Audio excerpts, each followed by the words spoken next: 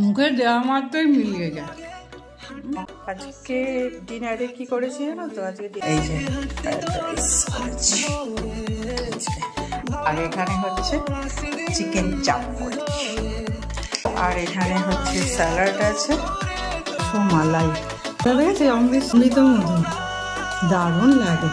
রাজুকে তো দেওয়া মাত্রই ওর পাত শেষ হয়ে যায়, আমি যে ভিডিও করবো তার কোনো চান্স থাকে না, ওর পাত পুরো শেষ, আর কিছু নেই। কেমন হয়েছে? মহাদেব দেখতে দেখতে দেখতে দেখতে কখন কার প্লেট শেষ হয়ে যায় ও নিজেই বুঝতে পারে না।